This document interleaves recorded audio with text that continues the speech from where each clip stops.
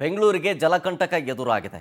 ನಿನ್ನೆ ಹೇಗೆ ಮಳೆ ಸುರಿದು ಅವಾಂತರಗಳು ಸೃಷ್ಟಿಯಾಗಿತ್ತೋ ಇವತ್ತು ಕೂಡ ಸೇಮ್ ರಿಪೀಟ್. ಬೆಳಗಿನ ಜಾವದಿಂದಲೇ ಬೆಂಗಳೂರಿನಾದ್ಯಂತ ಮಳೆ ಅಬ್ಬರ ಸಿಕ್ಕಾಪಟ್ಟೆ ಜೋರಾಗಿದೆ. ಸಿಲ್ಕ್ ಬೋರ್ಡ್, ಬಿಟಿಎಂ ಲೇಔಟ್ ಸುತ್ತ ಭಾರಿ ವರ್ಷಧಾರೆ ಆಗ್ತಾ ಇದೆ. ಅಷ್ಟೇ ಅಲ್ಲ, ರಾಜಾಜಿನಗರ, ಹೆಬ್ಬಾಳ, ಮೆಜೆಸ್ಟಿಕ್, ವೈಟ್ಫೀಲ್ಡ್ ಸೇರಿದಂತೆ ಜನನಿಬಿಡ ಪ್ರದೇಶಗಳ ಮೇಲೆ ಭಾರೀ ಮಳೆಯಿಂದಾಗಿ ಅವಾಂತರಗಳ ಸುರಿಮಳೆಗೆ ಸೃಷ್ಟಿಯಾಗ್ತಾ ಇದೆ. ಬೆಂಗಳೂರು ಮಹಾನಗರದಾದ್ಯಂತ ಬಿಟ್ಟು ಬಿಟ್ಟು ಮಳೆ ಸುರಿತಾ ಇದೆ. ಮುಂದಿನ 3 ಗಂಟೆ ಬಹಳ ನಿರ್ಣಾಯಕ. ತುಂಬ ಮಳೆಯಾಗುತ್ತೆ ಅಂತ ಮುನ್ಸೂಚನೆ ಕೊಡಲಾಗಿದೆ. ನೋಡಿ, ರಸ್ತೆ ತುಂಬ ನೀರು. ಆ ನೀರಿನಲ್ಲೇ ವಾಹನ ಸವಾರರು ಸಂಚರಿಸಬೇಕಾದಂತಹ ಪರಿಸ್ಥಿತಿ ನಿರ್ಮಾಣ ಆಗಿದೆ. ಸಿಲ್ಕ್ ಬೋರ್ಡ್ ಜಂಕ್ಷನ್ನಲ್ಲಿ ನೀರು ನಿಂತ್ಕೊಂಡು ಟ್ರಾಫಿಕ್ ಫುಲ್ ಜಾಮ್ ಆಗಿಬಿಟ್ಟಿದೆ ನೋಡಿ. ಜೊತೆಗೆ ಅಲ್ಲಿನ ನೀರನ್ನು ತೆರವು ಮಾಡುವಂಥ ಕಾರ್ಯಾಚರಣೆ. ಬಸ್ ಏನೋ ಕೆಟ್ಟೋಗ್ಬಿಟ್ಟಿದೆ ಮಧ್ಯದಲ್ಲಿ ನಿಂತ್ಕೊಂಡು. JCB ಮುಖಾಂತರ ನೀರನ್ನು ಹರಿಬಿಡೋದಕ್ಕೆ ಸರಾಗವಾಗಿ ಹರಿಯೋ ನಿಟ್ಟಿನಲ್ಲಿ ಕಾರ್ಯಪ್ರವೃತ್ತರಾಗ್ತಾ ಇದ್ದಾರೆ. ಇದು ಸಿಲ್ಕ್ ಬೋರ್ಡ್ನಲ್ಲಿ ಲೈವ್ ದೃಶ್ಯಾವಳಿಗಳು. ಬಸ್ ಕೆಟ್ಟು ನಿಂತಿದೆ. ಟ್ರಾಫಿಕ್ ಪೊಲೀಸರು ಕಾರ್ಯನಿರತರಾಗ್ತಾ ಇದ್ದಾರೆ. ಟ್ರಾಫಿಕ್ ಜಾಮನ್ನು ಹೆಂಗಾದರೂ ಮಾಡಿ ಕಂಟ್ರೋಲ್ ಮಾಡಬೇಕು ಅಂತ. ಬಟ್ ಈಗಿನ ಪರಿಸ್ಥಿತಿಯಲ್ಲಿ ಸದ್ಯ ಅದು ಕಷ್ಟ ಸಾಧ್ಯ. ಕಾರಣ ರೋಡ್ ಮಧ್ಯದಲ್ಲೇ ನೀರು ತುಂಬಿಕೊಂಡ್ಬಿಟ್ಟಿದೆ. ಅದರಲ್ಲೂ ಸಾಗುವಂಥ ಬಸ್ಗಳು ಮಧ್ಯದಲ್ಲಿ ಕೆಟ್ಟು ನಿಂತುಬಿಟ್ಟಿದೆ. ಟ್ರಾಫಿಕ್ ಪೊಲೀಸರ ಹರಸಾಹಸ ಇದು. ಮಳೆ ಬಂತು ಅಂತಂದರೆ ನಮ್ಮ ಟ್ರಾಫಿಕ್ ಪೊಲೀಸರಿಗೆ ತಲೆನೋವು ಇದು. ಬಿಟ್ಟು ಬಿಡದೆ ಮಳೆ ಸುರಿದು ಟ್ರಾಫಿಕ್ ಜಾಮ್ ಉಂಟಾಗ್ಬಿಡುತ್ತೆ. ನೀರು ಸರಾಗವಾಗಿ ಹರಿಯೋದಕ್ಕೆ ಜಾಗನೇ ಇರೋದಿಲ್ಲ. ಟ್ರಾಫಿಕ್ ಕ್ಲಿಯರ್ ಮಾಡೋದಕ್ಕಂತೂ ಆಗ್ತಾನೇ ಇಲ್ಲ.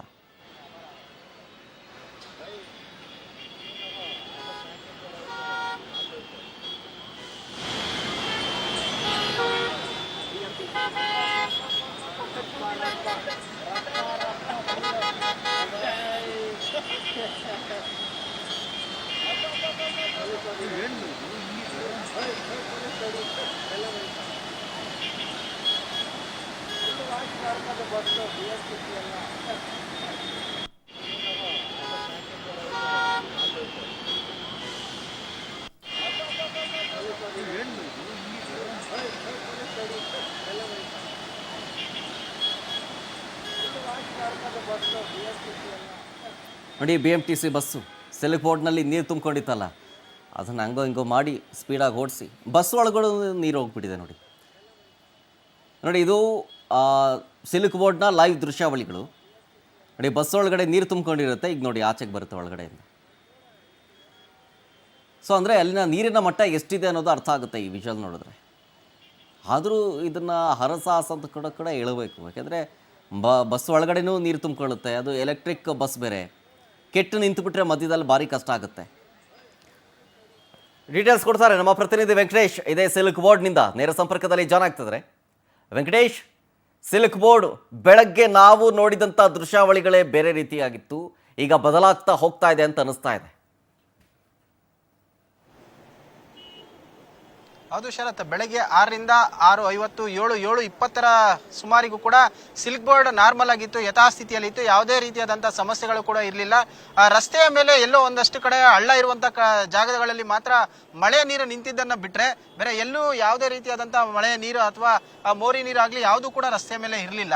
ಸೊ ಕೇವಲ ಒಂದು ಅರ್ಧ ಗಂಟೆ ಅವಧಿಯಲ್ಲಿ 7:30ರಿಂದ 8 ಗಂಟೆಯ ಸುಮಾರಿಗೆ ಇಷ್ಟು ದೊಡ್ಡ ಪ್ರಮಾಣದಲ್ಲಿ ನೀರು ಬಂದಿರುವಂತದ್ದು. ಮಳೆಯ ನೀರು ಆ ಒಂದು ರಾಜಕಾಲುವೆ ಮತ್ತು ಮೋರಿಯಲ್ಲಿ ತುಂಬಿದ ಪರಿಣಾಮವಾಗಿ ಓವರ್ಫ್ಲೋ ಆಗಿ ರಸ್ತೆ ಮೇಲೆ ಬಂದಿದೆ. ಅದರ ಎಫೆಕ್ಟ್ ಇಷ್ಟರ ಮಟ್ಟಿಗೆ ನೀರು ನಿಂತಿರುವಂತದ್ದು. ಸೊ ರಸ್ತೆಯ ಎರಡೂ ಬದಿಗಳಲ್ಲಿ, ಹೈವೇ ರಸ್ತೆ ಮತ್ತು ಸರ್ವಿಸ್ ಎರಡೂ ರಸ್ತೆಗಳಲ್ಲೂ ಕೂಡ ಸಂಪೂರ್ಣವಾಗಿ ನೀರು ಜಲಾವೃತವಾಗಿರೋದ್ರಿಂದಾಗಿ ವಾಹನಗಳ ಸವಾರರಿಗೆ ಸಾಕಷ್ಟು ತೊಂದರೆ ಅನುಭವಿಸ್ತಾ ಇದ್ದಾರೆ. ಕೆಲವೊಂದಷ್ಟು ಜನ ಸಾಹಸವನ್ನ ಮಾಡಿ ಹೇಗಾದ್ರೂ ಮಾಡಿ ಈ ಕಡೆಯಿಂದ ಆ ಕಡೆ ಪಾಸ್ ಆಗ್ಬೇಕು ಅನ್ನುವಂತ ನಿಟ್ಟಿನಲ್ಲಿ ಬರ್ತಾ ಇದ್ದಾರೆ. ಕೆಲವೊಂದು ಗಾಡಿಗಳು ಪಾಸ್ ಆದ್ರೆ ಕೆಲವೊಂದಷ್ಟು ಜನ ಮಧ್ಯದಲ್ಲೇ ಕೈಕೊಟ್ಟರಿಂದ ತಳ್ಕೊಂಡು ಬರುವಂತಹ ಪರಿಸ್ಥಿತಿ ಕೂಡ ಉಂಟಾಗಿತ್ತು. ಸೊ ಈಗ 2 ಬಸ್ಗಳು ಕೂಡ ರಸ್ತೆಯ ಏನೊಂದು ಮಳೆ ನೀರಿಗೆ ಸಿಲುಕಿ ಆಫ್ ಆಗಿತ್ತು.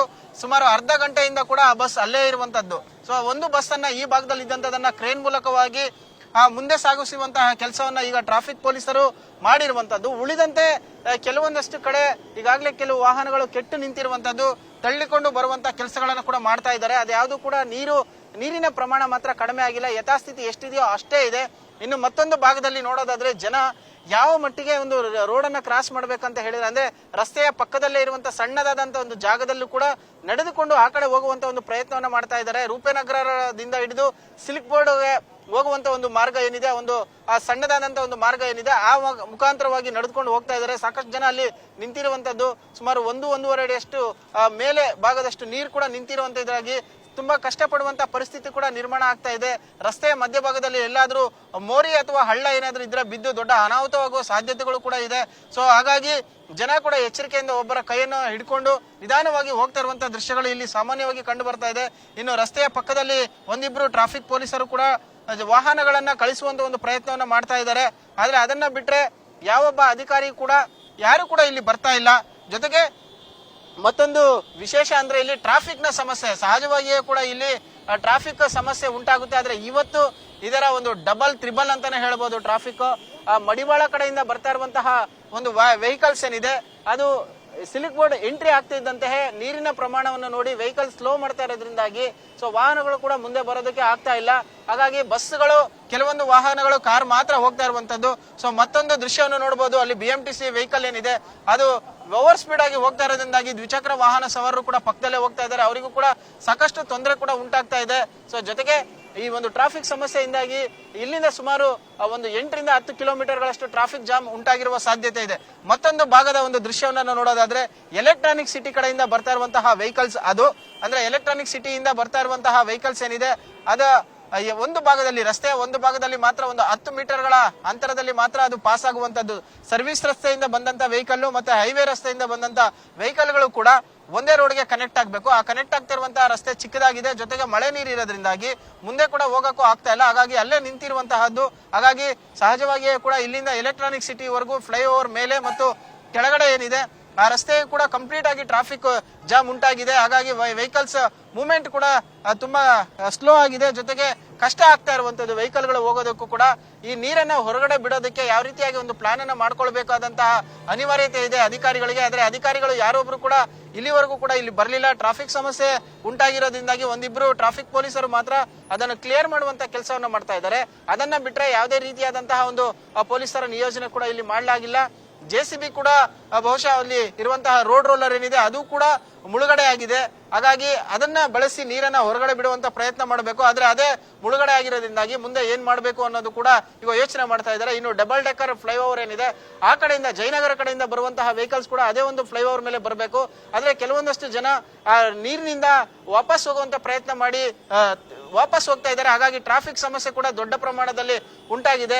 ರಸ್ತೆಯ ಎರಡೂ ಭಾಗಗಳಲ್ಲೂ ಕೂಡ ಬಹುತೇಕ ನೀರು ನಿಂತಿರೋದ್ರಿಂದಾಗಿ ವೆಹಿಕಲ್ ಮೂವ್ಮೆಂಟ್ ಕಂಪ್ಲೀಟ್ ಆಗಿ ಸ್ಟಾಪ್ ಆಗಿದೆ. ಸದ್ಯಕ್ಕೆ ಒಂದೆರಡು ಕಂಟೈನರ್, ಕಾರ್ ಮತ್ತು ಬಸ್ಗಳನ್ನ ಬಿಟ್ರೆ ದ್ವಿಚಕ್ರ ವಾಹನಗಳ ಸವಾರರು ದುಸ್ಸಾಹಸಕ್ಕೆ ಕೈ ಹಾಕಿ ಹೋಗುವಂತ ಪ್ರಯತ್ನವನ್ನ ಮಾಡ್ತಾ ಇದ್ದಾರೆ. ಇನ್ನು ಸಿಲ್ಕ್ ಬೋರ್ಡ್ HSR ಲೆವೆಟ್ ಮತ್ತು ಅಗರ ಆ ಕಡೆಯಿಂದ ಬರುವಂತಹ ವೆಹಿಕಲ್ಗಳು ಕೂಡ ಸಾಕಷ್ಟು ತೊಂದರೆ ಉಂಟಾಗ್ತಾ ಇದೆ. ನೀರು ಕೂಡ ಅಲ್ಲಿ ನಿಂತಿರೋದ್ರಿಂದಾಗಿ ಟುವರ್ಡ್ಸ್ BTM ಲೆವೆಟ್ ಕಡೆ ಹೋಗುವಂತಹ ವೆಹಿಕಲ್ಗಳು ಕೂಡ ಟ್ರಾಫಿಕ್ ಜಾಮ್ ಉಂಟಾಗಿರುವಂತಹ ದೃಶ್ಯಗಳು ಸಾಮಾನ್ಯವಾಗಿರುವಂತದ್ದು. ಮಳೆ ಬಂದು ನಿಂತಿದೆ. ಮಳೆ ಬಂದು ನಿಂತರೂ ಕೂಡ ಸಿಲ್ಕ್ ಬೋರ್ಡ್ ನ ಪರಿಸ್ಥಿತಿ ಈಗ ಸದ್ಯಕ್ಕೆ ಈ ಮಟ್ಟಕ್ಕೆ ಇರುವಂತದ್ದು. ಈಗಾಗಲೇ ಏನು ಸಾರಿಗೆ ಸಚಿವರು ಕೂಡ 9 ಗಂಟೆಗೆ ಈ ಒಂದು ಪ್ರದೇಶಕ್ಕೆ ಭೇಟಿಯನ್ನ ಕೊಟ್ಟು ಪರಿಶೀಲನೆ ಮಾಡ್ತಾರೆ ಅಂತ ಹೇಳಿ, ಆದ್ರೆ ಅಧಿಕಾರಿಗಳು ಯಾವ ಮಾರ್ಗದಲ್ಲಿ ಬರ್ತಾರೆ ಅನ್ನುವಂಥದ್ದೇ ಈಗ ಯಕ್ಷ ಪ್ರಶ್ನೆ. ಯಾಕಂದ್ರೆ ಎರಡೂ ಭಾಗಗಳಲ್ಲೂ ಕೂಡ ಟ್ರಾಫಿಕ್ ಸಮಸ್ಯೆ ಉಂಟಾಗಿರೋದ್ರಿಂದಾಗಿ ಇಲ್ಲಿಗೆ ಬರ್ತಾರಾ, ಬರೋದಕ್ಕೆ ಆಗುತ್ತಾ ಅನ್ನುವಂತಹ ಪ್ರಶ್ನೆ ಸಹಜವಾಗಿರುವಂತದ್ದು. ಶರತ್, ಎಸ್, ನಿಜ. ಥ್ಯಾಂಕ್ ಯು ವೆಂಕಟೇಶ್ ಡೀಟೇಲ್ಸ್ಗಾಗಿ. ಇದು ಸಿಲ್ಕ್ ಬೋರ್ಡ್ನ ದೃಶ್ಯಾವಳಿಗಳು. ನಡ್ಕೊಂಡು ಹೋಗೋಕ್ಕೂ ಆಗ್ತಾ ಇಲ್ಲ, ಇನ್ನೇನು ಮಾಡೋದು? ಗಾಡೀಲಿ ಹೋಗೋಕ್ಕೂ ಆಗ್ತಾ ಇಲ್ಲ, ನಡ್ಕೊಂಡು ಹೋಗೋಕೆ ಆಗ್ತಾ ಇಲ್ಲ. ಹೆಂಡತಿ ಮಕ್ಕಳು ಕಟ್ಕೊಂಡು ಪಾಪ 2 ವೀಲರ್ ಹೋಗ್ತಾ ಇದ್ದಾರೆ, ಮಧ್ಯದಲ್ಲಿ ಗಾಡಿ ನಿಂತೋಗ್ಬಿಟ್ಟಿದೆ. ಎಷ್ಟು ಸಮಸ್ಯೆ ಆಗಿದೆ ನೋಡಿ. ಪಾಪ ಚಿಕ್ಕ ಚಿಕ್ಕ ಪುಟ್ಟ ಪುಟ್ಟ ಮಕ್ಕಳನ್ನ ಗಾಡಿ ಮೇಲೆ ಕೂರಿಸ್ಕೊಂಡು ಆ ವ್ಯಕ್ತಿ ತಳ್ಕೊಂಡು ಹೋಗ್ತಿದ್ದಾರೆ ಬೈಕನ್ನು. ಅಂದರೆ ವ್ಯವಸ್ಥೆಯ ಬಗ್ಗೆ ನಾನು ಹೇಳ್ತಾ ಇದ್ದೀನಿ. ನಿಮ್ಮ ಕಣ್ಣು ಕಟ್ಟದಂಗೆ ತೋರಿಸ್ತಾ ಇರೋದು ಇದು ವ್ಯವಸ್ಥೆ ಹೆಂಗಿದೆ ಅಂತ. ಬೆಂಗಳೂರಿನಲ್ಲಿ ಎಷ್ಟೊಂದು ಆಧುನಿಕತೆ ಬಂದಿದೆ, ಎಷ್ಟೋ ತಂತ್ರಜ್ಞಾನ ಬೆಳೆದಿದೆ. ಈ ಟೈಮ್ನಲ್ಲೂ ಕೂಡ ಈ ಒಂದು ಸಣ್ಣ ಮಳೆಗೆ ಇಂಥ ಪರಿಸ್ಥಿತಿಗೆ ಬಂದ್ಬಿಡುತ್ತಲ್ಲ ಬೆಂಗಳೂರು ಅಂತ. ಡೀಟೇಲ್ಸ್ ಕೊಡ್ತಾರೆ ಮತ್ತಷ್ಟು ಬೆಂಗಳೂರಿನ ಅವಾಂತರದ ವಿಚಾರಕ್ಕೆ ಸಂಬಂಧಪಟ್ಟಂತೆ ನಮ್ಮ ಪ್ರತಿನಿಧಿ ರೂಪೇಶ್ ಬೈಂದೂರು ಸಾಯಿ ಲೇಔಟ್ನಲ್ಲಿದ್ದಾರೆ. ಅಲ್ಲೇನೇನಾಗಿದೆ ಪರಿಸ್ಥಿತಿ ಕೇಳೋಣ. ರೂಪೇಶ್, ಈಗ ಸದ್ಯದ ಪರಿಸ್ಥಿತಿ ಜೊತೆಗೆ ಈಗ ಮಳೆ ಆಗ್ತಾ ಇರೋದನ್ನು ಗಮನಿಸ್ತಾ ಇದ್ದೀವಿ. ಸೊ ನೀರು ಸರಾಗವಾಗಿ ಹೋಗೋದಕ್ಕೆ ವ್ಯವಸ್ಥೆಗಳಾಗ್ತಾ ಇದ್ದಾವೆ ಅಲ್ಲಿ? ಶರತ್, ಸಾಯಿ ಲೇಔಟ್ನಲ್ಲಿ ನಿನ್ನೆ ಯಾವ ರೀತಿಯಾಗಿ ಹೈರಾಣ ಆಗಿತ್ತು, ಜನಸಾಮಾನ್ಯರು ಯಾವ ರೀತಿ ಪರದಾಟ ಮಾಡಿದ್ರು ಅಂತೇಳಿ ಪವರ್ ಟಿವಿಯಲ್ಲಿ ಬೆಳಗಿಂದಲೂ ತೋರಿಸಿದ್ದೇವೆ. ಇವತ್ತು ಕೂಡ ಸಹಜ ಸ್ಥಿತಿ ಮರಳುತ್ತಾ ಇದೆ ಅನ್ನುವಂತಾಗಲೇ ಮತ್ತೆ ಪುನಃ ಮಳೆ ಆರಂಭವಾಗಿ ನೀವು ನೋಡ್ತಾ ಇದ್ರಿ. ಯಾಕಂತ ಹೇಳಿದ್ರೆ ಅವಾಗ ಬೆಳಗ್ಗೆ ತೋರಿಸಿದಾಗ ವಡ್ರಪಾಳ್ಯ ಮುಖ್ಯ ರಸ್ತೆ ಸಂಪೂರ್ಣ ಕ್ಲಿಯರ್ ಆಗಿತ್ತು. ಯಾಕಂತ ಹೇಳಿದ್ರೆ ಇಲ್ಲಿ ನೀರ್ ಇರ್ಲಿಲ್ಲ, ನೀರೆಲ್ಲ ಕೂಡ ಕ್ಲಿಯರ್ ಮಾಡಲಾಗಿತ್ತು. ಆದ್ರೆ ಮತ್ತೆ ಪುನಃ ಮಳೆ ಬಂದಿದೆ, ಪುನಃ ಯಾವ ರೀತಿ ಇದೆ ಅಂತ ಹೇಳಿದ್ರೆ ಮತ್ತೆ ಪುನಃ ರಸ್ತೆ ನೀರ್ಲಿಕ್ಕೆ ಆರಂಭವಾಗಿದೆ. ನಿನ್ನೆ ಈ ರಸ್ತೆ ಪೂರ್ತಿ ಬ್ಲಾಕ್ ಆಗಿತ್ತು. ಇವತ್ತು ಬೆಳಗ್ಗೆ ಆದ್ಮೇಲೆ ಈ ಒಂದು ರಸ್ತೆ ಕ್ಲಿಯರ್ ಆಗ್ಲಿಕ್ಕೆ ಆರಂಭವಾಯಿತು. ಇದನ್ನು ಕೂಡ ಗಮನಿಸ್ಕೊಳ್ಬಹುದು. ವೆಹಿಕಲ್ ಟ್ರಾಫಿಕ್ ಜಾಮ್ ಆಗಿದೆ, ವೆಹಿಕಲ್ ಹೋಗ್ಲಿಕ್ಕೆ ಸಾಧ್ಯ ಆಗ್ತಾ ಇಲ್ಲ. ಯಾಕಂದ್ರೆ ಮಳೆ ಪ್ರಮಾಣ ದೊಡ್ಡ ಪ್ರಮಾಣದಲ್ಲಿದೆ. ಹೀಗಾಗಿ ಇಲ್ಲಿ ಒಂದು ನೀರು ಜಾಸ್ತಿ ಇರೋದ್ರಿಂದ ಈಗ ಮತ್ತೆ ಸಮಾನ ಸಮಸ್ಯೆ ಶುರು ಆಗಿದೆ. ಅದೇ ರೀತಿಯಾಗಿ ನೀವು ದೃಶ್ಯಾವಳಿಗಳು ಗಮನಿಸ್ತಾ ಇದ್ದೀರಿ. ಟ್ರಾಫಿಕ್ ಜಾಮ್ ವ್ಯವಸ್ಥೆ ಹೇಗಾಯ್ತು ಅಂತೇಳಿ ಬೆಳಗ್ಗೆ ತಾನೇ ಈ ರಸ್ತೆ ಓಪನ್ ಆಗಿತ್ತು. ನಿನ್ನೆ ಇಡೀ ರಸ್ತೆಯಲ್ಲಿ 3-4 ಕಡೆ ನೀರು ನಿಂತಿತ್ತು. ಅಲ್ಲಿ ಬಸ್ ಹಾಳಾಗಿ ನಿಂತಿರೋದನ್ನು ಕೂಡ ಗಮನಿಸ್ತಾ ಇದ್ದೀರಿ. ಶ್ರೀ ಟ್ರಾವೆಲ್ಸ್ ಕಂಪನಿಯ ಬಸ್ ಹಾಳಾಗಿರೋದನ್ನು ಕೂಡ ಗಮನಿಸ್ತಾ ಇದ್ದೀರಿ. ಒಟ್ಟಾರೆಯಾಗಿ ಜನಸಾಮಾನ್ಯ ಪರದಾಟ ಮತ್ತೆ ಪುನಃ ಮುಂದುವರೆದಿರ್ತಕ್ಕಂಥದ್ದು. ಹೀಗಾಗಿ ಇಲ್ಲಿ ದೊಡ್ಡ ಪ್ರಮಾಣದಲ್ಲಿ ಮಳೆ ಬಂದ್ರೆ ಮತ್ತೆ ಸಮಸ್ಯೆ ಆಗುತ್ತೆ. ಯಾಕಂತ ಈಗ ಪುನಃ ಬೆಳಗ್ಗೆ ಮಳೆ ಆರಂಭವಾಗಿದೆ. ಈಗ ಮತ್ತೆ ಮಳೆ ದೊಡ್ಡ ಮಟ್ಟ ಪ್ರಮಾಣದಲ್ಲಿ ಬಂದ್ರೆ ಮತ್ತೆ ಸಮಸ್ಯೆ ಆಗಬಹುದು ಅನ್ನುವಂಥದ್ದು ಇಲ್ಲಿನ ಜನರ ಅಹವಾಲುಗಳು. ಒಟ್ಟಾರೆಯಾಗಿ ಈಗ ನಿನ್ನೆ ಅಂಗಡಿ ಮುಂಗಟ್ಟುಗಳು ತಗಲಿಲ್ಲ. ಇವತ್ತು ಪುನಃ ಅಂಗಡಿ ಮುಂಗಟ್ಟುಗಳೆಲ್ಲೂ ಕೂಡ ತೆಗೆದಿದ್ದಾರೆ. ಆದ್ರೆ ಮತ್ತೆ ಪುನಃ ಮಳೆ ಆದ್ರೆ ಮತ್ತೆ ಸಮಸ್ಯೆಗಳಾಗಬಹುದು ಅನ್ನುವಂಥದ್ದು ಇಲ್ಲಿ ಜನ ಹೇಳ್ತಕ್ಕಂಥದ್ದು. ಒಟ್ಟಾರೆಯಾಗಿ ಇಲ್ಲಿ ಮತ್ತೆ ಪುನಃ ಮಳಂಬಾರ ಆಗಿದೆ, ಮತ್ತೆ ಸಮಸ್ಯೆ ಆಗ್ತಾ ಇದೆ ಅಂತ ಹೇಳಿ ಜನ ಕೂಡ ಹೇಳ್ತಾ ಇದ್ದಾರೆ. ಶರತ್.